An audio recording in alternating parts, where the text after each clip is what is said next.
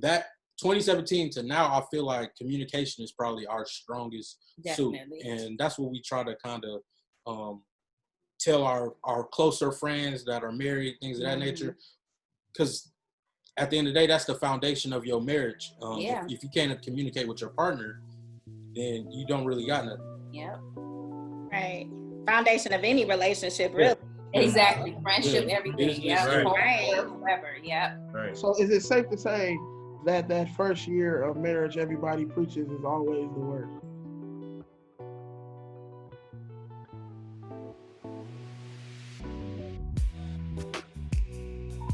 Okay, this is Caught in the Web. Okay, we back at it again. It's not an entanglement this time, it's the web, right? Y'all trying to get caught in the web?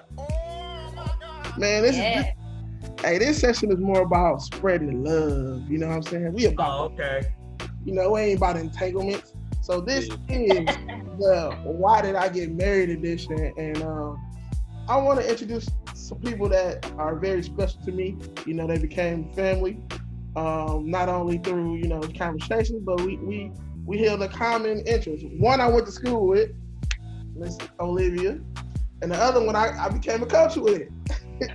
My boy in Paris, you know what I'm saying, Mr. El Presidente. El Presidente. Yeah, yes, sir. So please introduce yourself. Please let us know how long you've been married. Wait. Yeah, go ahead. Introduce yourselves, but you got to tell the folks why you're doing or why did I get married. You got to put the audience on. Go ahead, tell us about yourself. I'm Paris. Olivia. And we've been married for 3 years now. This past May, 27 made it 3 years. Been knowing each other for what? 12 years. 12 years, yep. It's been dope ride. 29. Yep. Both 29. She older, so I got me a cougar. Okay. Only by a couple months. Only by a couple months. But we're doing the Why Did I Get Married edition because, you know what I'm saying, everybody feels that the segment Caught in the Web is shying people away from love or relationships. But, you know what I'm saying, we encourage love around here. You know what I'm saying? It ain't no dating system, but we know that is happy married couple out there. And, what best advice to have is from people that's married already. So that's why we're doing the Caught in the Web segment. That's segment 1. 2, we're gonna do the Bachelor and Bachelorette. Whole different show, whole different place. Stay tuned.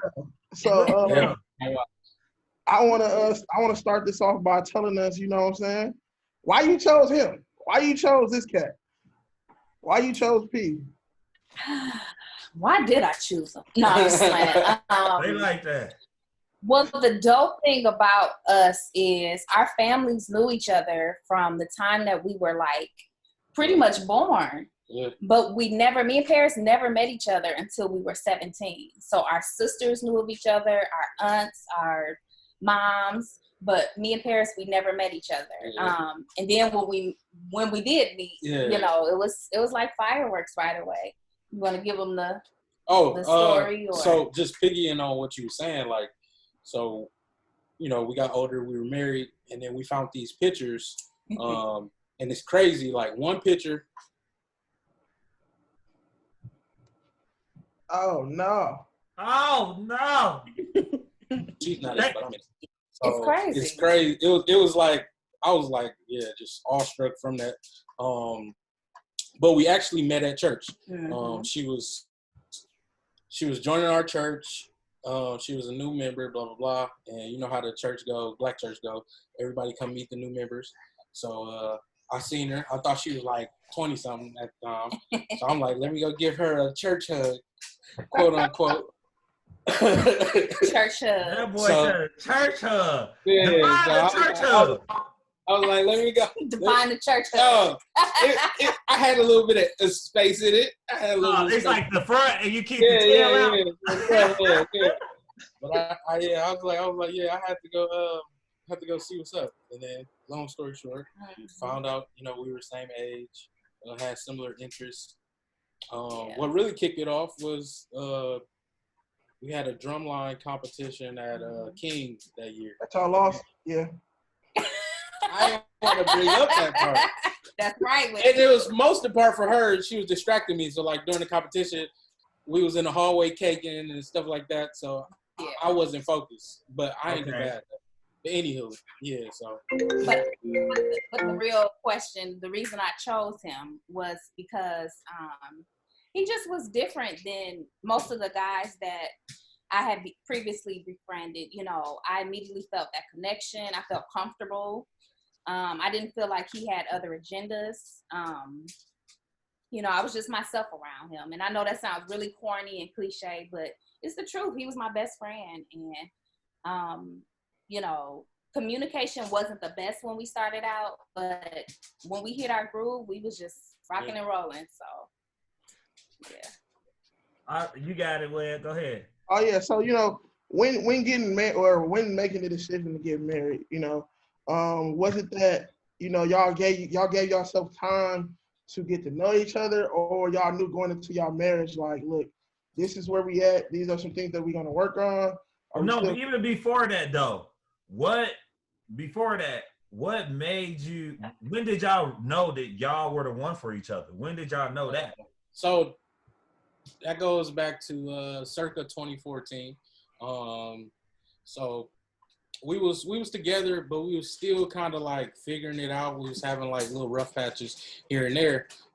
So we had took a break from each other, and this is just from my perspective. Mm-hmm. Took a break, and then I'm like, okay, I'm single. I'm back on the scene, so I'm trying to rekindle old things. I'm trying to like, and it seemed like everything that I was thinking was finna be smooth just was like crumbling right in my face.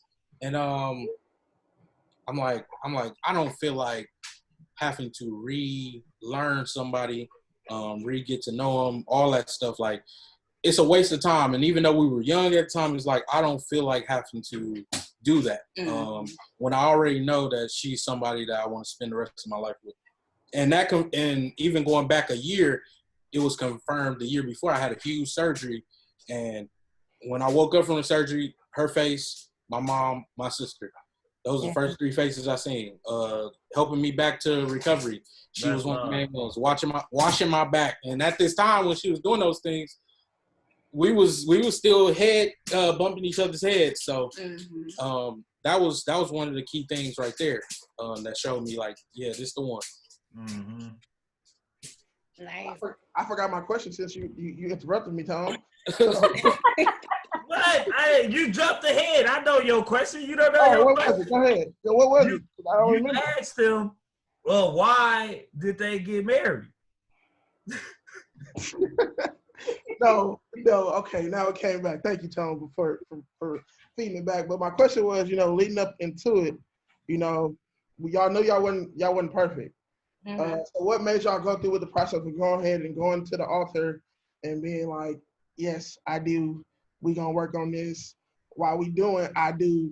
So like, what made you say, or what made you continue that process? Yeah, I knew I was far from perfect, and I tell them this all the time. I had this picture of marriage from my parents, and I wanted to like idolize what they had and kind of, I guess, emulate it. But every marriage is different, you know, so as perfect as I thought my parents' marriage was, I still didn't want that. So once I married Paris, like I said, my communication was terrible at first. And what I would do is if something was bothering me, I would go to like my parents first, and I wouldn't even include him in it. And I had to realize that early on, this is now my husband. So we talk together. You know, we don't tell business outside the marriage.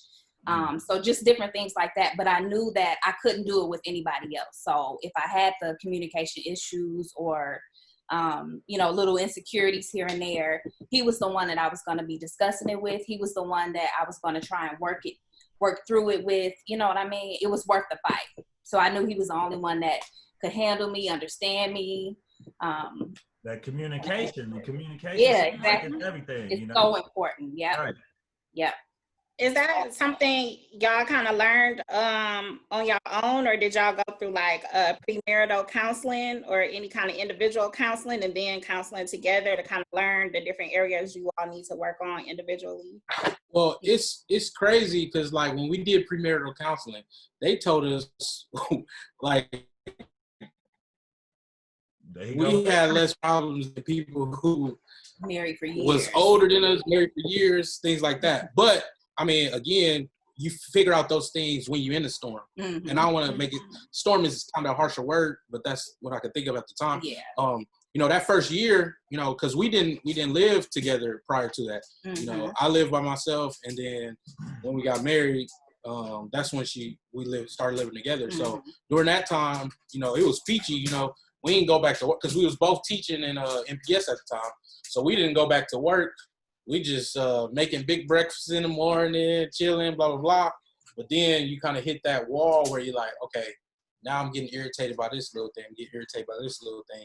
And instead of really talking about those things, like she was saying, we were kind of not discussing them. But that was that first year. So from that 2017 to now, I feel like communication is probably our strongest suit. And that's what we try to kind of tell our closer friends that are married, things of that nature. Because at the end of the day, that's the foundation of your marriage. If you can't communicate with your partner, then you don't really got nothing. Yep. Right. Foundation of any relationship, really. Yeah. Exactly. Friendship, everything. Yeah. Right. Whoever. Yeah. Right. So is it safe to say that first year of marriage everybody preaches is always the worst? Not necessarily. I think. Wait, ask that question once more. Sorry. Is the first year of marriage always the worst? Because they always say that's the toughest time because you got to get to know somebody. You got to adjust to living with them. You got to adjust to being around them 24/7. So they say the first year is always the worst. I think I don't necessarily agree with it because I know a couple people personally who didn't have a rough first year or a rough season, but due to COVID, being together all the time, they done had a rough season through COVID. So it really depends on the season you in your relationship because sometimes it might not be as hard, or I might not, you know, like they always say, you don't always show your real self until marriage. And some people keep holding that act together even past that first year, second year. So, right. You know what I mean? It depends on when that person actually starts to show their real self. That's when you will know, you know, are we really going to be able to do this? Mm-hmm. Now, this is a question for Webb as well as you two. Like, what was the hardest part about being married, and what is the hardest part about being married?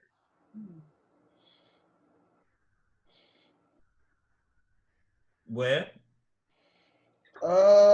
What was is for you because you were previously married, and what is for listeners or viewers who don't know is for you guys, for Pete. What was adjusting to personalities. Me and my wife at the time, we just like we was like two rams in the ring, and we was just always. But I don't know if it. Maybe I can't speak for her. It was me personally. I felt like I was being my manhood was being challenged a lot in the situation. So, you know, we didn't have that communication like you guys said. Like, if she was upset, she'd shut down. We wouldn't speak for a couple of days. When I got pissed, I just, you know, I went and kicked it, or I tried to find some way of coping. So, like, that communication wasn't there. So, really, just the personalities didn't match well. Right. How about you guys? It's probably different for both of us, but for me, it was just tearing down all the, you know, previous things I had learned about marriage. Like I said, I just really idolized my parents' marriage. They've been married for 34 years now. And so, you know, of course, as a little girl, you see that like, oh, I want a man like my daddy. I want to do this, do that. And I was trying to model my marriage after them. And you can't do that. We two different people, two different generations. We have two different, you know, upbringings, everything. So for me, it was just tearing down everything that I saw and then really working with Paris and like, you know what, I want to be this kind of wife for you. I want to do this for you. I want to do this for myself. I want to cook these kind of things, or, you know, go on this kind of trip, and, you know, just really just crafting it to how we want it to work it out and see it. And I got it like 3 different ways, like she was saying. Just make basically those traditions from your household, and then really eliminating those traditions and bringing in your own. So like, we had different traditions for Christmas, for example. They did it different, we did it different, but we were like, okay, we'll get a Christmas tree. We'll make ornaments. We had an ornament based on our wedding, ornament based on a vacation we took, things of that nature. Just build your own traditions, because you never know how your partner feels if that communication is lacking and they don't feel like confident to say, I don't really agree with that. So just start your own things. You know what I mean? Vacations, like we decided to do vacations every other year, something like that. So just different little things like that. Also, I feel like one of the toughest things was like your little isms. So toothpaste, for example. She likes to just squeeze the toothpaste however she sees fit. And I'm like OCD. I like to push it from the end and make sure it's roll it up. Perfect. And then now I know that it's perfectly out. So at one point, we talked about it, and she kind of got like defensive about it. So I said, okay, I'm gonna just buy my own toothpaste. You got your own toothpaste. But now we got to a point where it's like, okay, compromise. Now we both just use the toothpaste nicely. You know what I mean? She compromised for me. You know what I mean? And it was kind of what Webby was saying, that personality thing. That was a great point he brought up. And then also timing, because you go to a thing where it's like, we work different schedules. You know, how we're gonna fit in dinner, just chilling. And we kind of, I feel like we really nailed it down to a perfect point. Because that first year, man, I was on a game from like 5 p.m. Sun up to Sunday. To like 3 in the morning. And she really had talked to me like, you know, that's not cool. You know what I mean? And as a man, I'm like, this is my wife. It's not cool to her. I got to figure out a way to adjust to where she's fine and I'm good. And now it's about 2 controllers. Low key, I had to throw the other one away. She was beating me in Madden. She was running fake punts on 4th and 20 and scoring. Oh my God. Hey, but I beat her up in UFC. Anywho, so I kind of like, I didn't play the game as much, you know what I mean? You know, things like that. So just that timing piece, really making sure that you still have time for each other, no matter how tough that work day is. Like even now, you know, with COVID going on, she's working at home. I'm at my shop. When I get home, I'll wind down for an hour on the game. She'll finish up something if she's writing a book, helping somebody publish a book. And then after that, we already, you know, agreed on a movie we're gonna watch, or we'll just find a movie to watch and we'll chill. You know, even if we just in the bed for a couple hours till we fall asleep, that's hard. Yeah.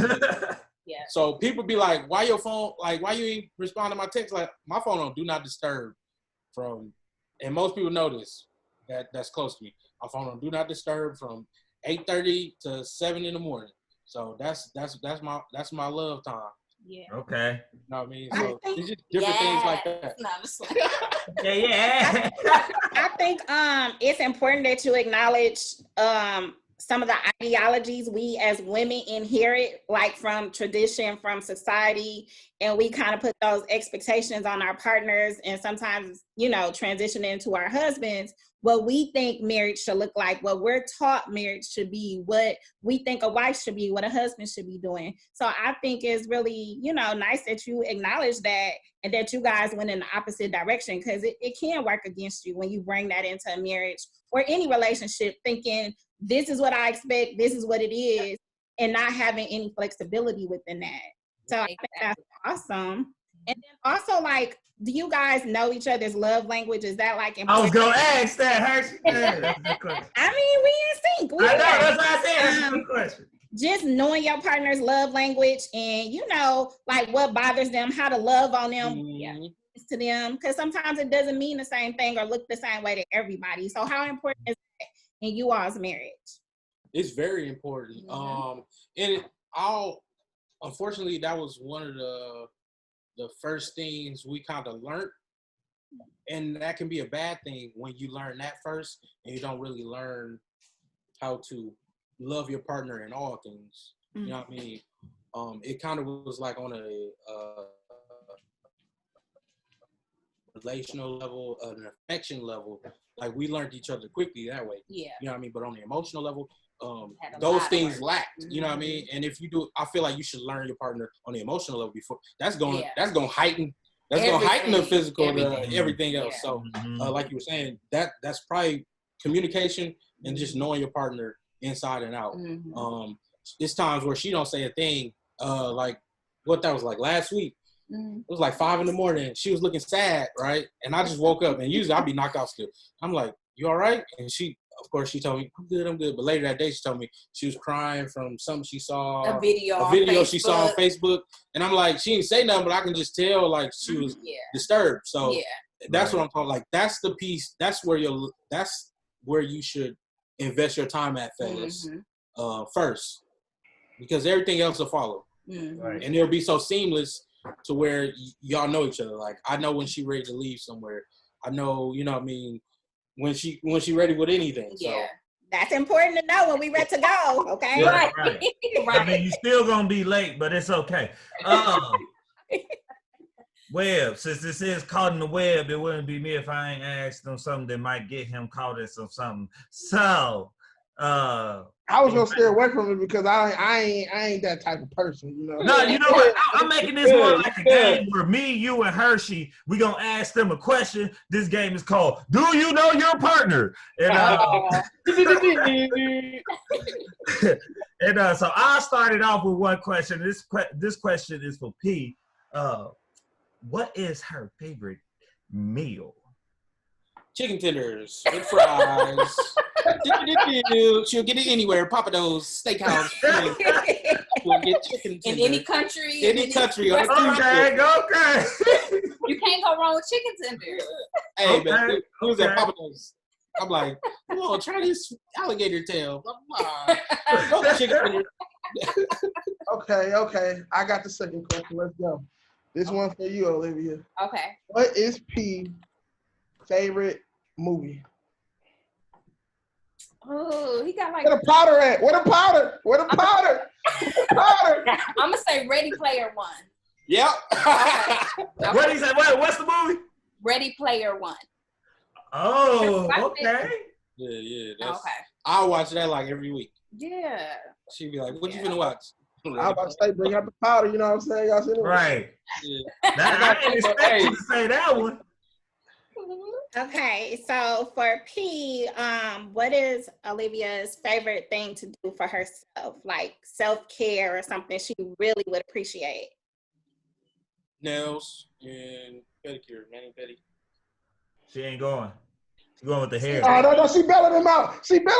Look. That's real love. Well, I mean, doing my nails is relaxing. I would have said like reading and writing. Yeah, but they said self-care. Self-care.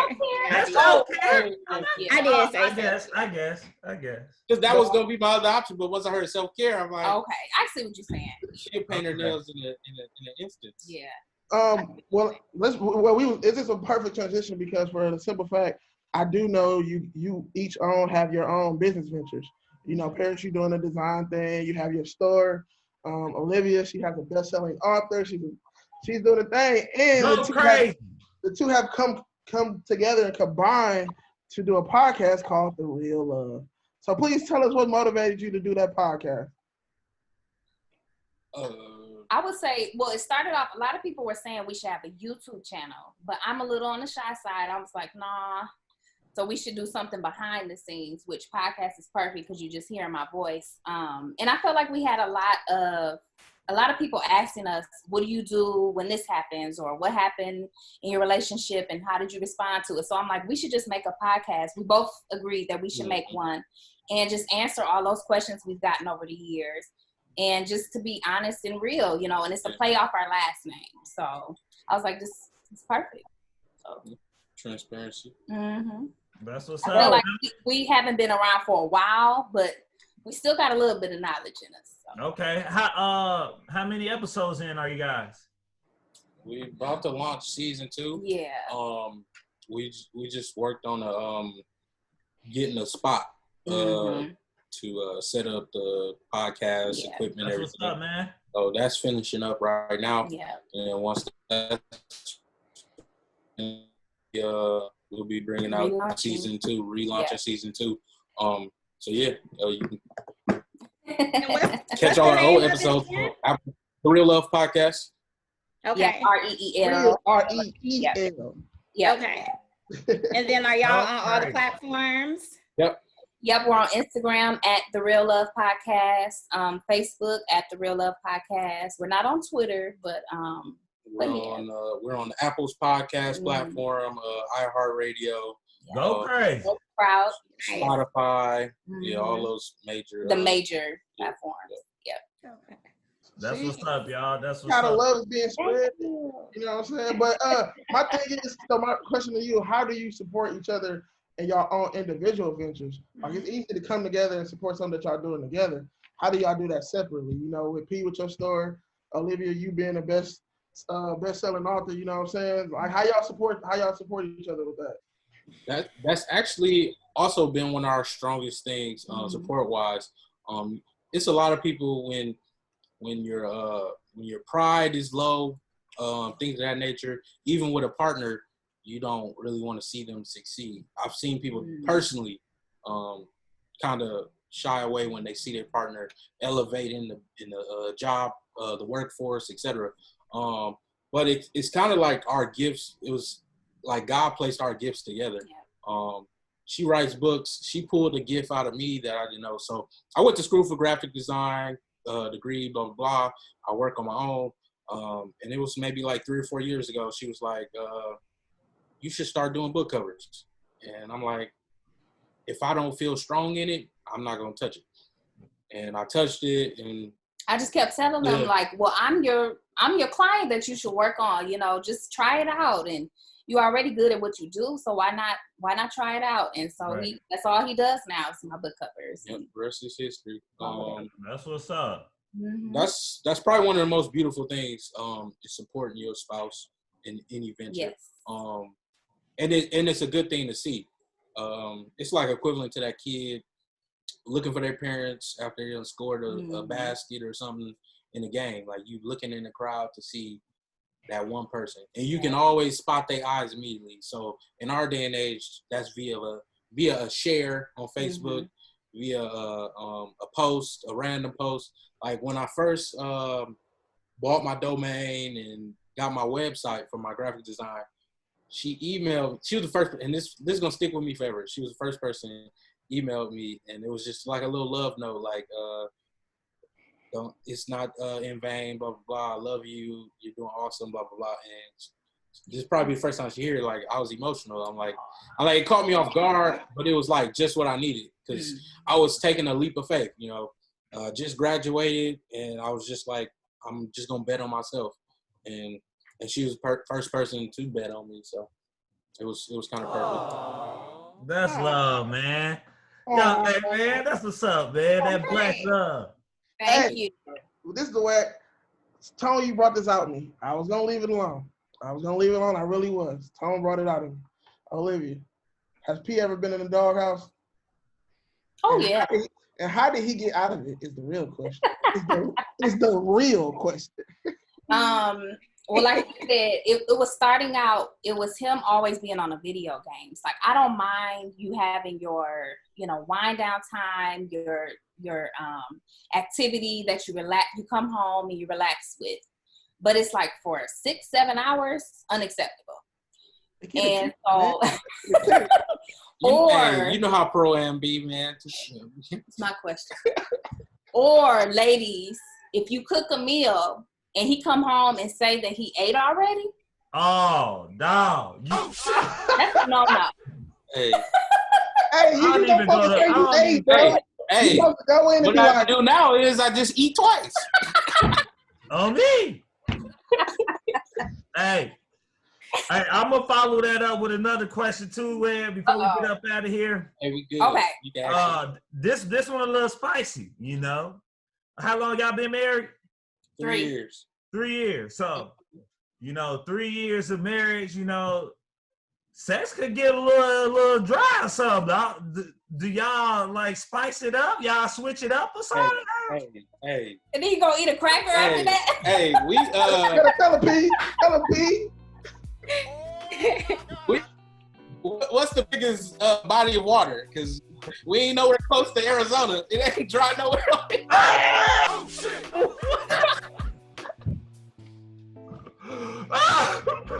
Hey, I'm just talking about Spice Squad. Help me out, Hershey. No, it's spicy. It's spicy. No, but how do y'all maintain, a healthy sex life, being married for 3 years? Like that goes again to when Hershey was talking about love language. Mm-hmm. On that emotional level, I know her, so like we can be just talking. Be the calm before the storm. We had a conversation today. Yeah. Like just conversation, late night conversations, pillow talk. Those be that little climax up the raging bull. I will say, I'm a little embarrassed to say it, but you know how people say like when you get married it ends. To me, it spiked up. That's what's up. Oh, yeah. I could be a little freak. That's why. That's my All right, Coach Wynn, go ahead, Coach Wynn. We up out of here. Hey man, I want to thank y'all all. Please, thank you for coming on the show. P, Olivia, I appreciate y'all. And for the viewers, please, this is to encourage you guys. If you see marriage in your future, don't let us single people, us divorced people, don't let us discourage you from anything, because what is meant for you will be for you. Okay, go crazy. Hey, before you go, let the people know what's coming up though, because since this one is the marriage, Why did I get married? Why did I get married? We're gonna do a follow up with a bachelor and bachelorette. We're gonna ask them some of the same questions. Maybe they don't feel it's for them. Maybe they do feel it for them. But we're gonna get into the mindset of a bachelor and a bachelorette. Stay tuned for the next episode of Caught in the Web. Hey, go crazy.